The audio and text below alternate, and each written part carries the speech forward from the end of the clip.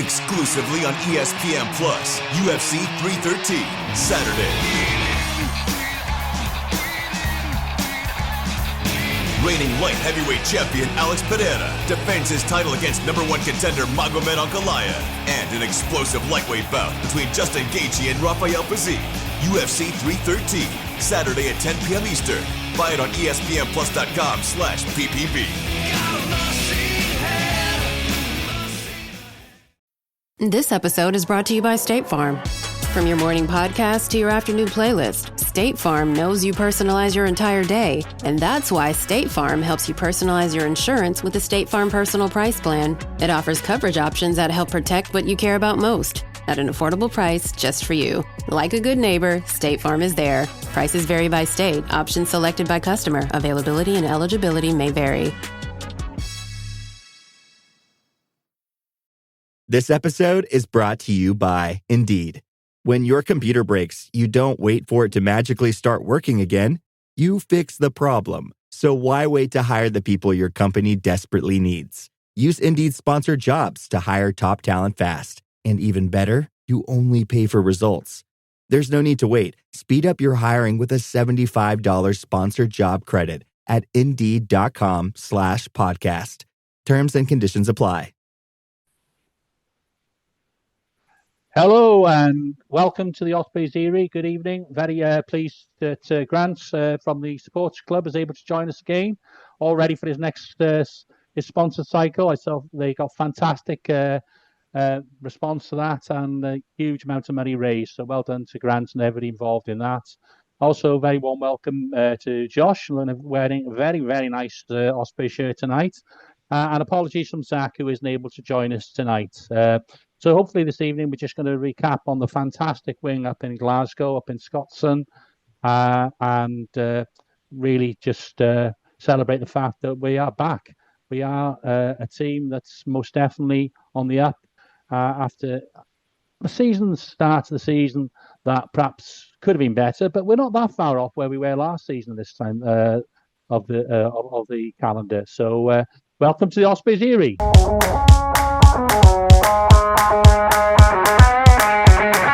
This is the Osprey Supporters.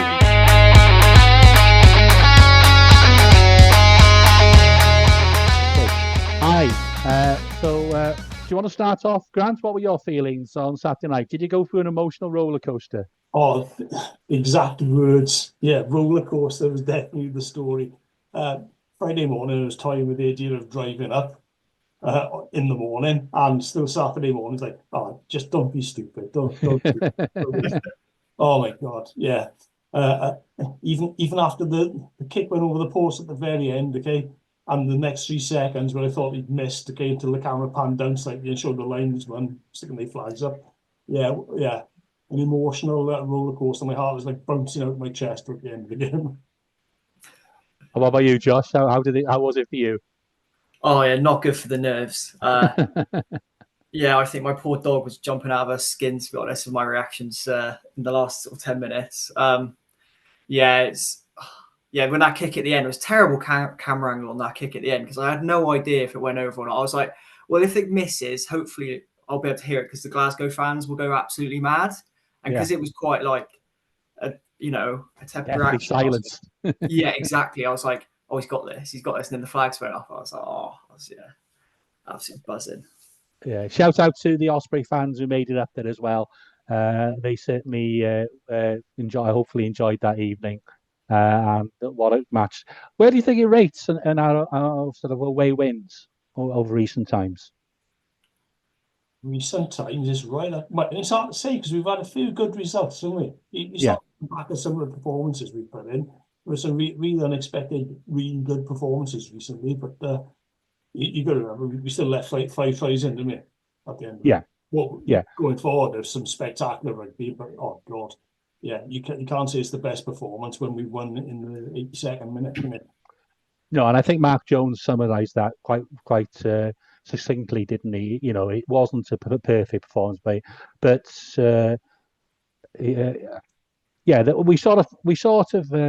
we scored some fantastic tries, and we'll talk about our game plan perhaps a little bit. But we did let ourselves down with some one or two mistakes which built pressure on us, rather than Glasgow really, really deserving to put pressure on us and score tries.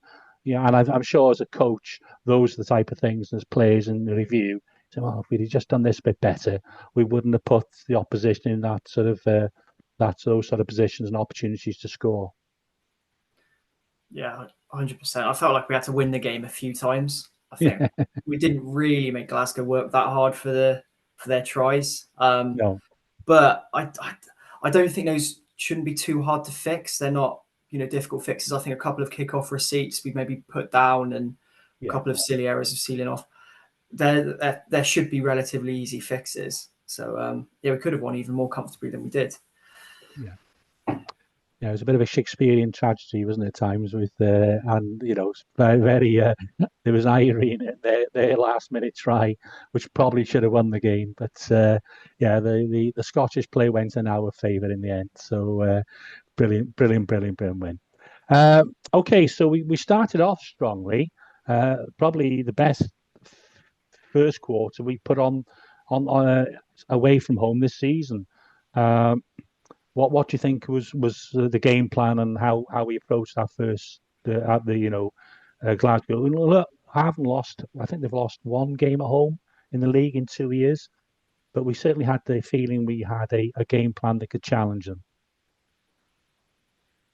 But it was a good combination, wasn't it? In terms of like ball in hand, okay, it's very, very pacey. That Kieran Hardy's kick in most of the night was absolutely brilliant.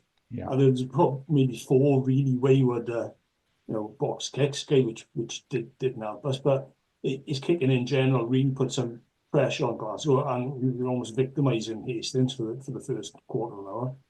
Yeah. Yeah. No. Really looked like we looked to target Hastings, didn't we, early on? And I thought Kasande especially was superb in the air. I know he won quite a few aerial duels, and he looks quite some player.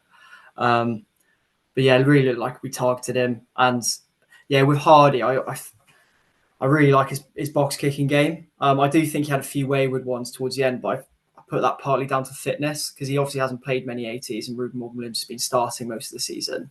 Yeah. So I think there was a few wayward ones towards the end, but I think once he gets a bit more match fitness, a couple more 60, 70-minute performances in a row, then we'll see a lot more consistency there. Yeah, he's certainly looking like a good signing now, isn't he? We have 2 genuine, very good scrum halves, and I think Cassandre. I think the difference maybe to last year is we do have an aerial threat on one wing.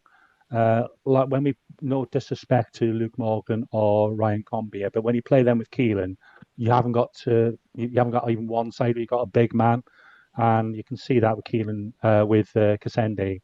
How he is definitely a threat on chasing up those kicks, and he's physical as well. So that's definitely an added a little bit to our game. Obviously, I believe Sam Parry is very unhappy with Morgan Morse, because in those 5-meter lineouts, he's the person supposed to be at the end and going over the line, but I don't think he was doing his best after getting his darts right to try and get the back of that ball, but Morgan Morse was over in in no time at all.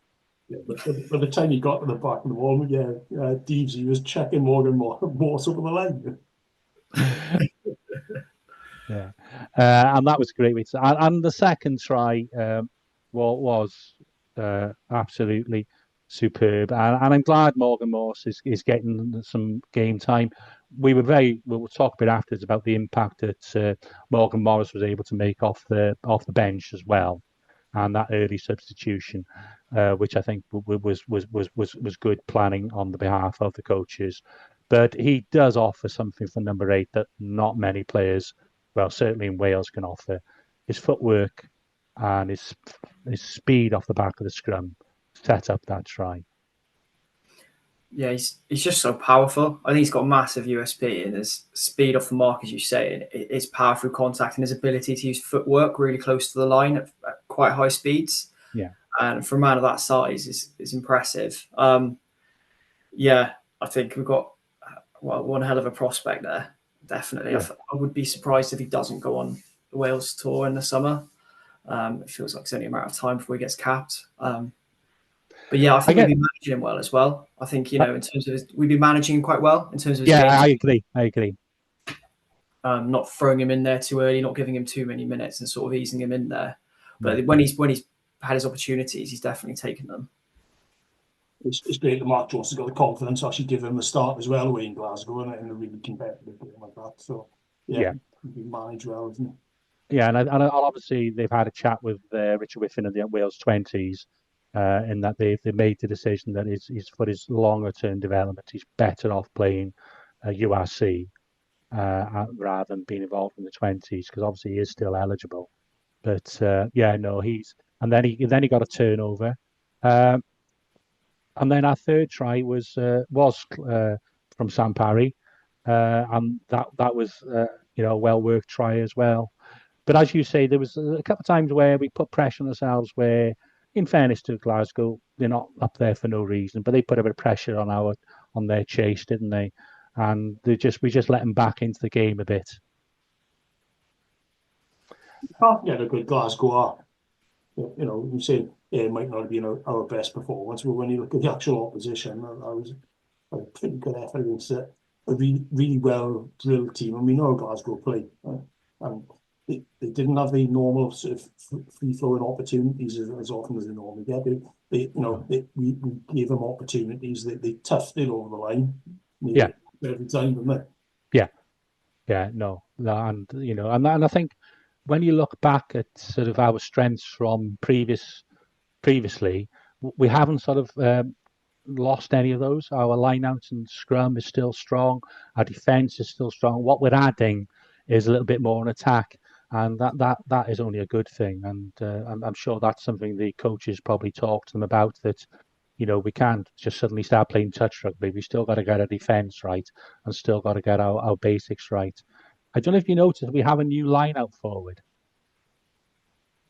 Keelan Giles, where he's coming into the front of the line. And I think it's quite funny because obviously he's there for a set move. And, the idea is it comes down to the scrum half, and in this case, Hardy's chance. And he's coming on the inside line. But fair play to Keelan, just doesn't stand there. He does put his hands up in the air as if he might be about to receive it. And then obviously, just to make it more difficult for ourselves, we gave a try away just before half time, but we still went in the lead into half time in the lead. Second half was a different game. I think it was almost 30 minutes when neither team scored, and I thought, and I mentioned on the wrap, that I thought the opportunity to bring experienced players like Morgan Morse and Will Spencer on in the second half fairly early, probably where the difference in us not just losing and winning the game. They got so much experience by now, and they not that the second fender was having a poor game at all. He's really getting back to his best, but I think having those fresh legs and that experience did help. But we almost managed. We obviously had a plan where we attacked the short side. I don't know if there was one scrum, I think, which Dan just knocked it on. But we would obviously, had he not knocked it on, we might well have threatened that. And then when he didn't, he put in a lovely little pass to Keith, and Kieran made a great break, and we scored a fantastic try. And all the tries were finished off very well by Kieran Hardy. He had confidence in his own pace to get over. So I think again, I'm sure it's not just Mark, but I think all the coaches have done their homework. Oh, definitely. It's like they were saying about the Wales-France game, I know, early on in the Six Nations, where it looked like we were just going around the corner playing quite obvious rugby that was quite easy to defend, quite easy to pre-read. So, yeah, it really looked like we varied our attack quite well against Glasgow, kept them guessing. The defenders didn't know which side to sort of load up on. And, yeah, we did really well attacking down that short side. And also, when you attack down that short side, also having options with short balls out the back. So those defenders there, if their number's down, they're having to make decisions on who they need to mark. And that's sort of when, Keith went through again.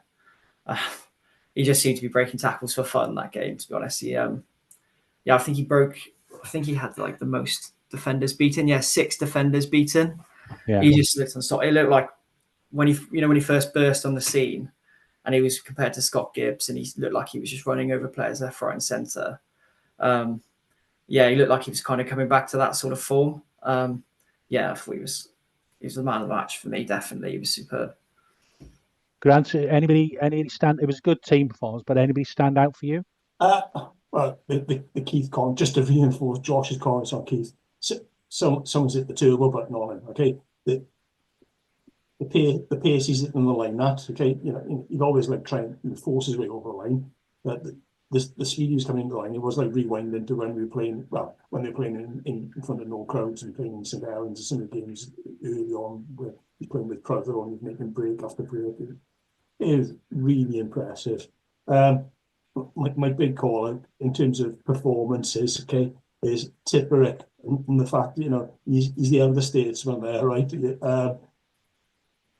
Fast forward to the 82nd minute, whatever it might have been in the end, okay, he had no right to be there. He had no right to be winning that, okay, and you'd be thinking, it's a tight game, okay, who do you take off in that back row? And you're thinking, do you give Tips the break, okay? But oh my God, for him to be performing like that right at the end, fighting off God knows how many Glasgow players, and getting his hands on that ball was immense.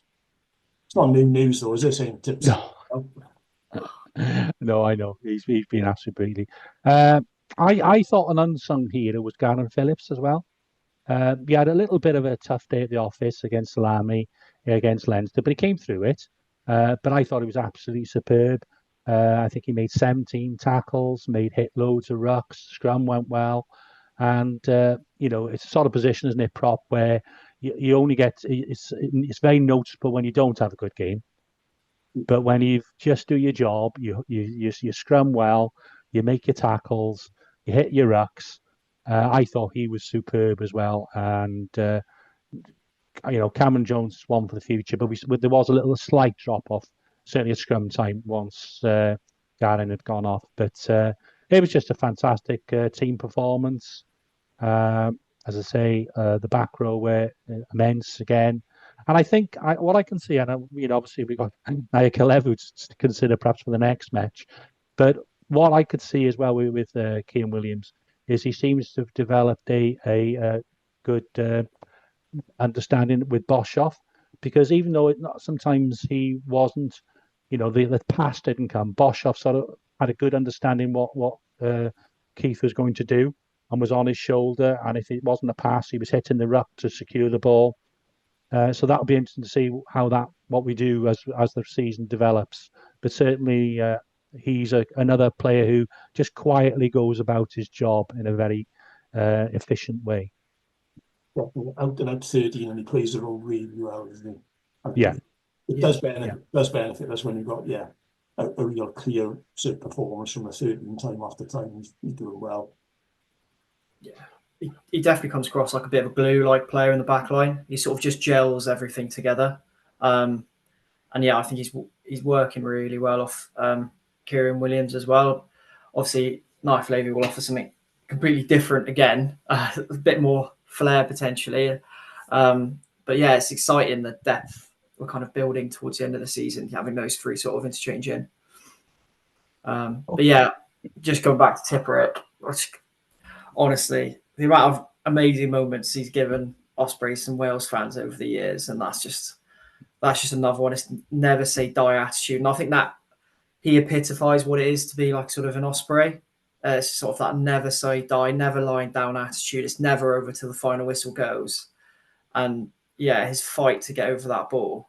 Fair play to Cassandre as well, making the tackle first. Really good tackle on their scrum off, didn't let him kick it out, and then Tipperick. Unbelievable. Because I think Walsh said it after the game. It probably wasn't the best kickoff. He admitted that. It's probably a bit too far. He probably wanted the kick to compete, and we weren't able to do that because it was a bit too long. But for those boys not to give up on it and just keep fighting to the end, it's just classic Ospreys, really. Were you confident with the kick, you two? But the good thing is Jack Walsh is confident, isn't he? Yeah. He might not be the most accurate kicker in the world, but he's throwing the ball and go, I'll take that on. No worries. I'll have a go. Take it on. Okay. And you're just thinking, right. Did I expect it to go over, being honest? No. That's just the normal Welsh pessimism, that is, Grant. I was exactly the same. Yeah, he's leading the game. He's been on from the start. Okay, he's worn out. Okay, he's worked hard all game to knock it over from that angle. It's like genuinely, it's like, oh well, he's missed. It hasn't missed. That was a brilliant effort. Yeah, because it was so far out wide. I was thinking, are we going to go to the corner? Are we actually going to go for post and actually back him here? Because it's a tough kick, tough angle. Are we better off going for the line out? But fair play. As you say, he's such a confident lad. He'd 100% have gone up to Tipper and been like, nah, give me the ball. Oh, I'm going to kick this. And as you said after the game, he said he was more nervous for the one in front because he messed up his run up a little bit. And he said, yeah, he was a lot more nervous about that one than he was his final kick of the game. I know which one I was more nervous about. From the point the penalty was given, you can see like endless like Ospreys players running up, pointing towards the post. I mean, give them the choice, like. Yeah. That might be a little bit from the Cardiff game when we did kick to the corner, and we didn't quite go. I don't know, but as you say, he's a confident guy, and he was absolutely superb. Nerveless, and I'm sure every house across Wales were full of with Osprey fans or across the world were absolutely delighted when it went over, and thoroughly deserved as well. We were the better team, and it was, as I say, one of the best away wins. If you're enjoying this evening, please rate, review, and subscribe. Please make a comment, and if you have any questions, please ask away. Share with friend and family, and hopefully help the podcast to grow. But thank you. Okay, with that marvellous away win, 5 points in the bag, where do you think that leaves us now for the rest of the season in the URC? No more than a 1% chance of making the playoffs.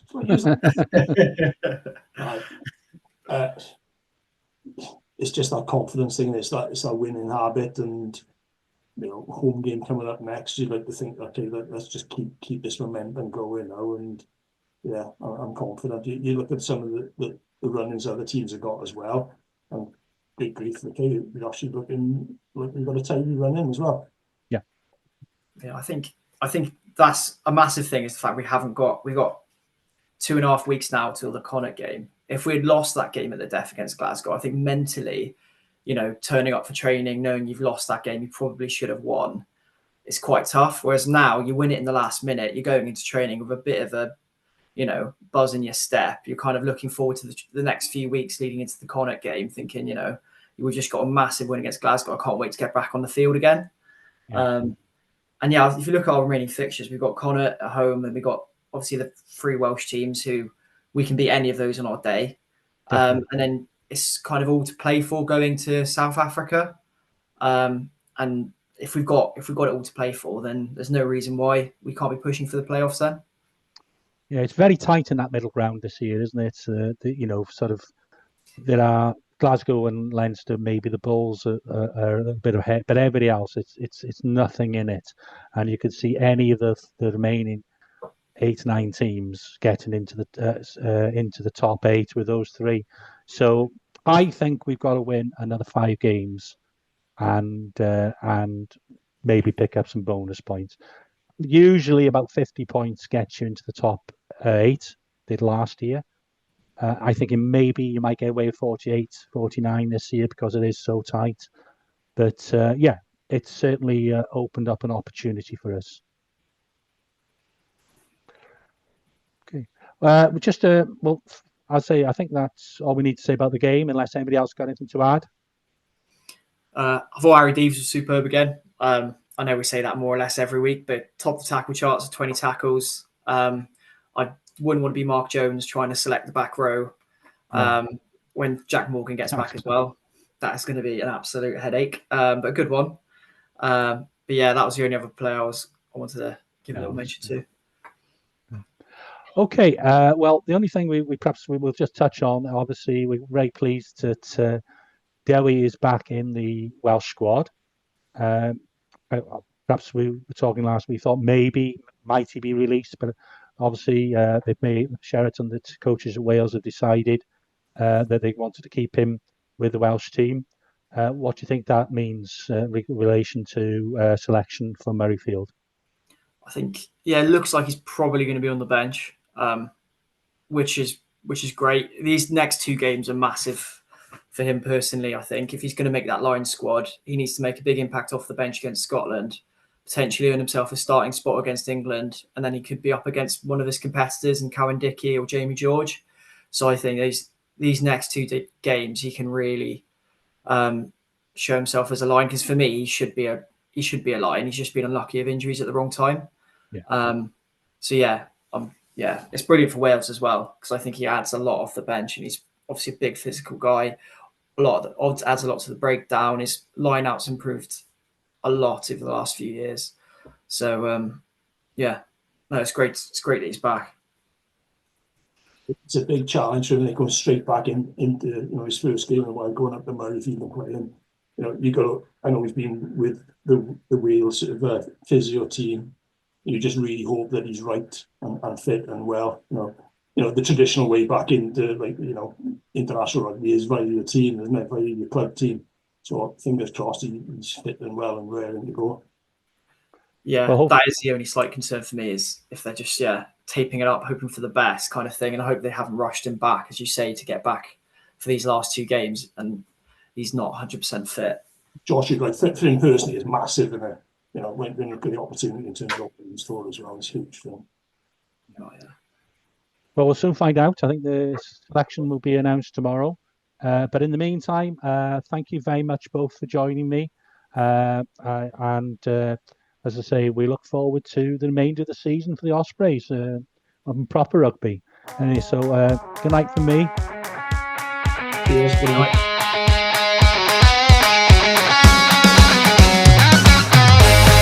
That was the Osprey Diary. Please rate, review and share on socials if you can, and join us next week for more of the same. And until then, enjoy your rugby.